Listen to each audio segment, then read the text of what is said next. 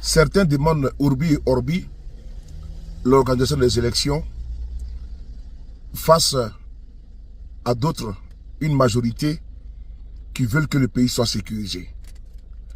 Aujourd'hui, le Mali est au tournant de son histoire. Les élections auront lieu quand? On écoute ici attentivement le Premier ministre qui va vous expliquer, il va vous dire quand est-ce que les élections auront lieu. On l'écoute, merci. Jamais dans l'histoire, une nation ne se reconstitue à partir des élections. Jamais. C'est des gens déterminés qui assurent la sécurité et après l'ensemble du peuple fait des élections. Mais commencez par des élections, j'ai donné le cas d'Haïti. Haïti, c'est le premier pays indépendant d'Amérique latine. Ils ont fait plus d'élections que tous les pays réunis. Mais jusqu'à aujourd'hui, on tue leur président, leur premier ministre. Donc les élections, c'est un élément de la démocratie. Une démocratie sans élection ne peut pas aller. Mais si vous ramenez tout aux élections, et puis on n'a fait que des élections depuis 1992, donc c'était très clair pour nous, qu'aussi longtemps qu'on n'aura pas réglé la question d'insécurité là, aller aux élections, c'est juste un discours. C'est ça en réalité le point de discorde principal pour qu'il y avait une incompréhension entre une partie de la classe politique et l'élite dirigeante. Ce point-là, celui qui ne l'intègre pas dans son raisonnement, il ne peut pas comprendre le reste. Parce que tout est parti de là. Nous avons analysé la situation. On est arrivé à deux conclusions. La première, c'est que sans imposer la paix, imposer bien la force de l'État malien, parce qu'un État, c'est la force et le droit. La force pour être opposé à n'importe qui veut s'imposer par la force et le droit pour défendre les plus faibles. Sans cela, on va continuer à changer de régime. Le terrorisme va aller. On est allé de l'indépendance, on est allé au régime militaire. Des régimes militaires, on est allé au parti unique, on est allé à la démocratie, on est venu au multipartisme. On allait continuer jusqu'à ce que l'Afrique se désintègre. La deuxième chose dont nous étions convaincus, c'est que l'ensemble des forces internationales constitue une camisole de force qu'on a mis sur le Mali. Et en ce moment, si vous dites à quelqu'un que la MINUSMA là n'est pas là pour le Mali, ils vont dire que vous êtes fou. Si vous dites qu'il faut retourner à Kidal, il y en a qui vont dire que ça, ce n'est même pas possible. Cette histoire de Dogon et Peul qui se tuaient au centre, ce n'était pas dans les missions de la MINUSMA au départ. On a ramené au centre à partir de 2015 pour qu'on oublie ce qui se passe au nord. Et au nord, il y avait un État dans l'État qu'on construisait. Des mines d'or, des permis d'occuper, des magasins à n'en pas finir. On exploite l'or depuis 10 ans. Aucun puits n'a été construit pour les populations de Kidal. Il y a des zones à Gao, même si vous touchez le sol, vous avez de l'or. On importe des milliers de Soudanais, de Tchadiens, ceux qui exploitent l'or. L'or, la grande partie est allée là où vous savez. Le reste est redistribué ici, à travers un réseau, une oligarchie, des hommes politiques, des militaires, des juges qui font l'opinion. Et le pays est pris en otage.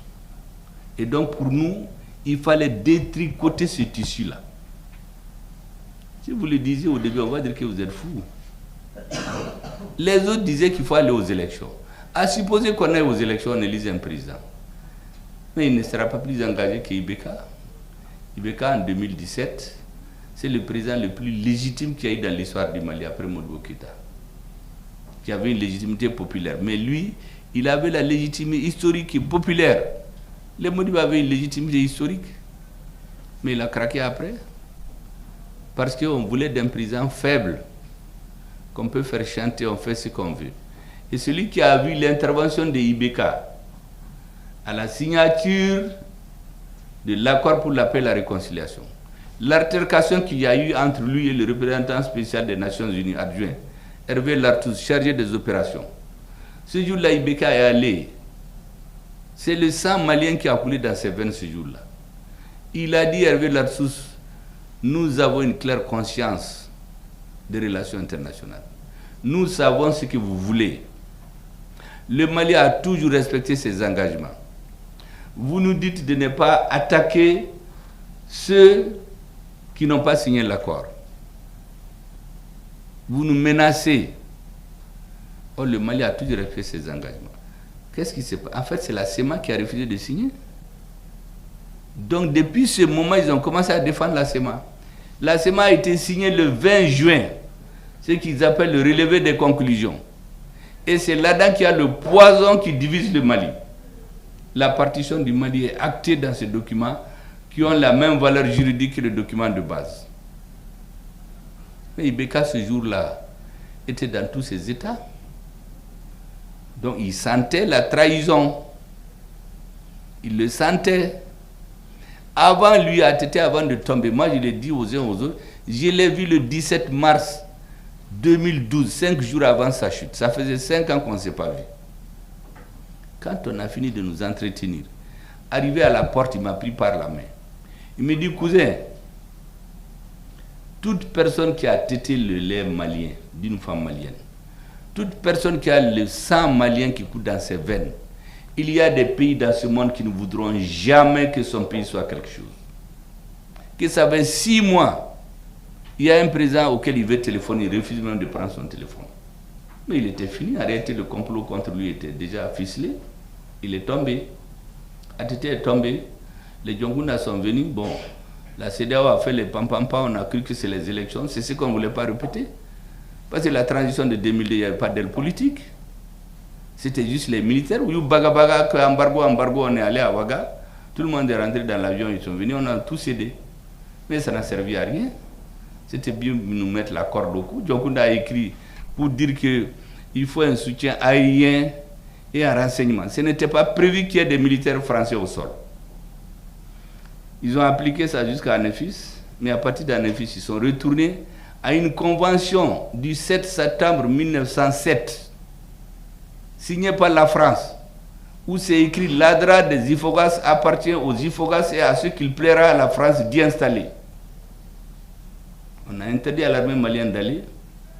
On a été chercher les MNLA dans les fourgons de Serval, on l'a ramené. On a pris une partie d'Ansardine qui est devenue MIA, métamorphosée en HC. HCIA. Et HCIA et MNLA mis ensemble, on a fait la SEMA. Et c'est la SEMA qui est devenue l'interlocuteur de l'État Mali. Un mouvement qui n'a même pas de récépissé. Voici ce qui s'est passé en réalité. Et la lettre que Djonkunda a écrite pour demander l'intervention militaire, est-ce que vous savez qu'on n'a pas trouvé au Mali? Quand le gouvernement de la rectification est venu, Hazimi n'a pas pu trouver. Il a fallu que c'est sur le site internet des autorités françaises qu'on a trouvé. L'accord de défense qu'il y a entre le Mali et la France, il n'y en avait pas au Mali. C'est dans les archives françaises qu'on a trouvé. Donc on était un État comme ça. Les dirigeants étaient là, ils se cravataient, ils parlaient, mais il n'y avait rien derrière. Ibeka est venu, il a fait son temps, il est parti. On a tiré les leçons de tout ça. On s'est dit, cette fois-ci, là, on ne va plus faire comme avant. Il faut d'abord la sécurité. Parce qu'on a remarqué, vous verrez, Niger, Burkina, ailleurs, partout, la cause des renversements des régimes, c'est l'insécurité. Ce n'est pas le manque d'élection.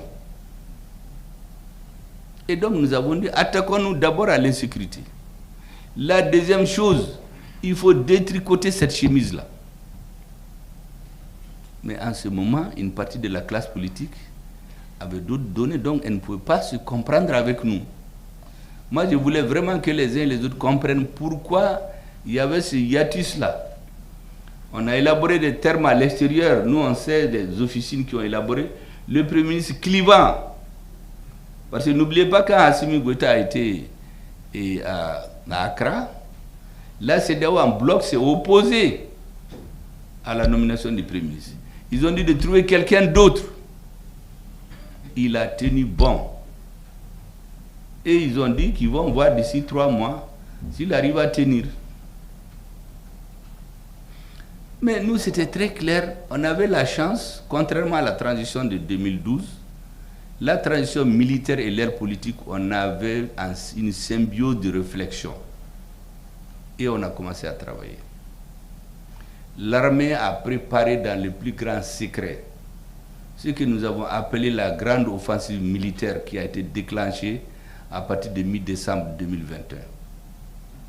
C'est pendant cette même période que nous avons préparé les grandes opérations politiques, la tenue des assises. Les gens ont dit, ça ne peut pas, on dit les assises de Choguel, pour les saboter, on a tout dit. Le président est descendu lui-même dans l'arène. Il a appelé certains partis, individuellement en groupe. Les partis disent qu'ils ne vont pas parce qu'ils ne sont pas d'accord. Les assises se sont tenues. Le même jour où il y a eu la clôture des assises, le président a envoyé une délégation à la CEDEAO. Vous connaissez la suite. Et finalement, on a tenu bon grâce à la résilience des Maliens et puis au travail politique d'explication qui ne s'est jamais arrêté, même un moment. Les militaires, comme d'habitude, préparaient, comme je dis, dans le plus grand secret, la grande offensive militaire qui a été déclenchée à partir de la mi-décembre, où nous sommes allés dans les sanctuaires des terroristes. Avant, ils venaient attaquer les villages. Cette fois-ci, on va dans leur base, là où ils ont leur logistique pour les détruire. En même temps, les assises se tenaient. Donc, toute l'année 2022, c'était le corps à corps. Tous les gens que vous entendez, on tient au centre. Les Dogons, les Peuls, les Bamana, tout ça, c'était orchestré. Mais le sang, c'est du poison. Quand ça coule, on ne peut plus l'arrêter. Quand on dit qu'on a tué ton frère à cause de son ethnie ou sa religion, vous ne cherchez même pas à réfléchir. Mais nous avons une idée claire de là où on doit aller. Il ne fallait pas paniquer, il fallait tenir. Et on nous a donné l'occasion. Un jour, on s'assoit, on nous envoie l'opération Takuba. Ça a trouvé qu'on avait une demande de la Hongrie, du Portugal, du Danemark et d'autres pays pour venir. À notre grande surprise, les Danois viennent. Mais on dit, mais qui vous a dit de venir? Ils disent que c'est l'ancien président. On dit, mais l'ancien président n'est plus là. Et puis on a pris le papier que l'ancien président a signé. L'ancien président a dit dans un paragraphe que quand vous venez pour vos opérations militaires, il faut que l'armée malienne soit associée. Vous venez vous installer à Menaka, et il n'y a rien, on leur dit, mais pourquoi vous êtes venus? Non seulement ils ne nous expliquent pas, mais on nous interdit de survoler cette zone-là, au motif que c'est les zones d'entraînement nocturne de Takuba. On ne peut pas payer des lunettes à vision nocturne. 1 an ou 2 ans avant, il y a eu l'affaire d'Indeliman, vous vous rappelez de ça? Un camp financé par la MINUSMA, construit par Barkhane, où on oublie, entre guillemets, de faire un puits. Et donc nos soldats sortent pour aller dans les hameaux Touareg chercher de l'eau. On les scrute. Un jour, on tombe sur eux, on les tue tous. On met des bonbons d'explosifs, on va dans le camp, on tue les militaires. Ceux qui restent en vie font 7 heures de temps pour demander des secours. Notre pays est vaste. La MINUSMA et Barkhane qui ont les avions et les hélicoptères disent qu'ils ne sont pas venus faire la guerre. Donc tous les soldats sont morts. On les a enterrés, on a pleuré, on a amené un peu de céréales à leurs parents et c'était le sort qui nous était réservé. Nous avons décidé, les militaires, qu'à monnaie un bon malien là.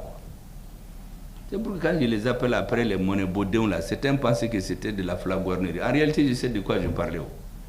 Parce que mon ami Nkumban là, a contesté qu'à beau, si vous n'avez pas des gens déterminés comme ça.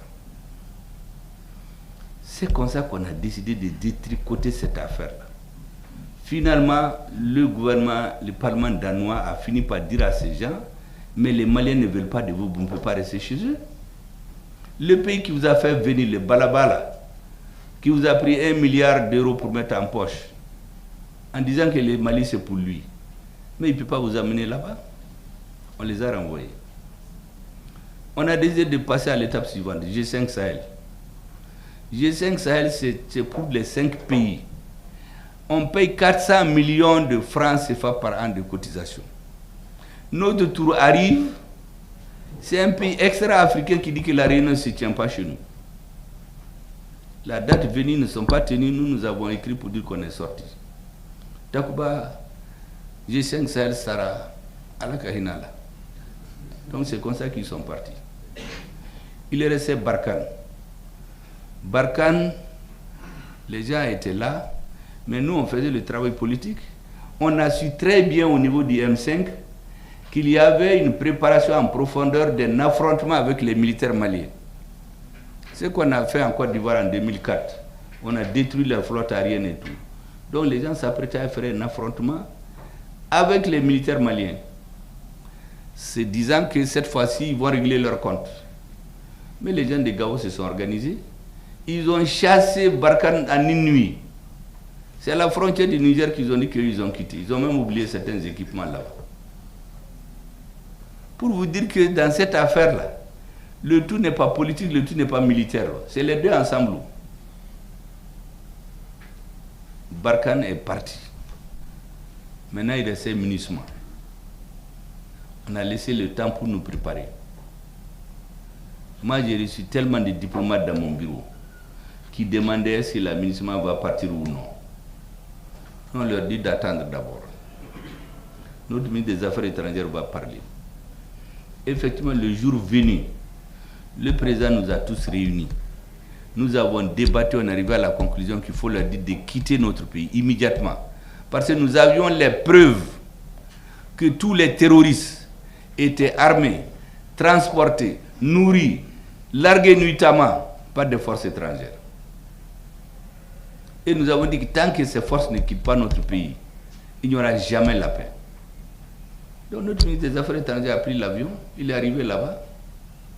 On commence à lui tirer les verres du nez.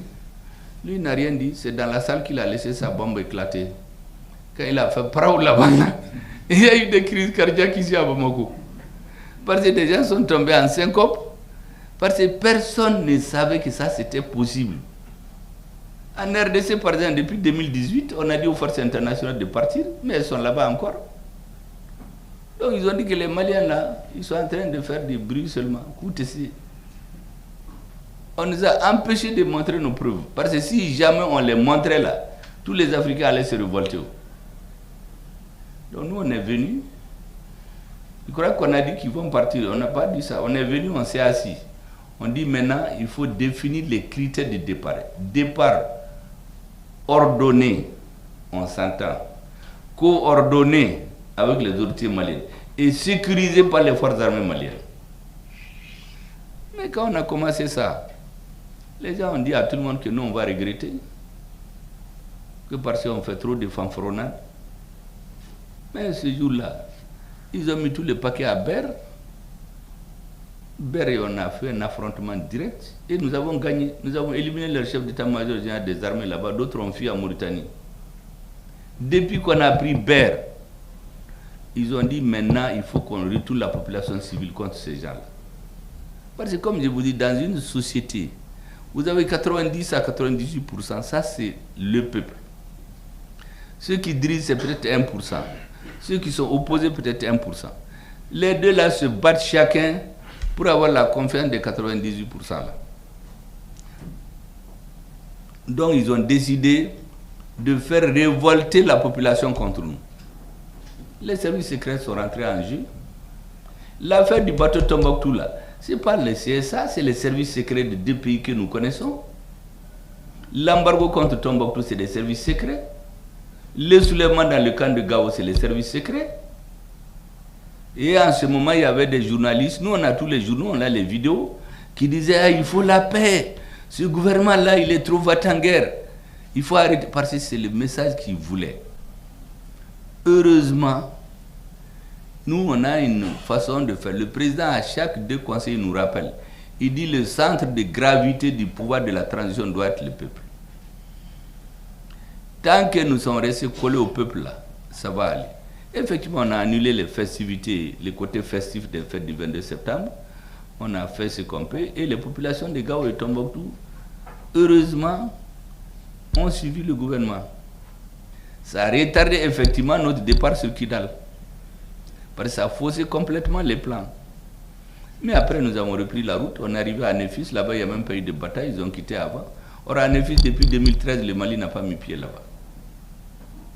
Maintenant, pour Kidal, c'est là-bas le nœud gordien. Kidal, ils ont décidé que ce serait l'hécatombe de l'armée malienne. On s'est entendu de quitter de façon ordonnée, coordonnée et sécurisée. On se donne le rendez-vous le matin à 8h. On vient, on nous dit qu'ils sont partis depuis 6h. Mais la réalité, toute la nuit, ils ont transmis toutes les armes lourdes aux terroristes pour que ce soit l'hécatombe de l'armée malienne.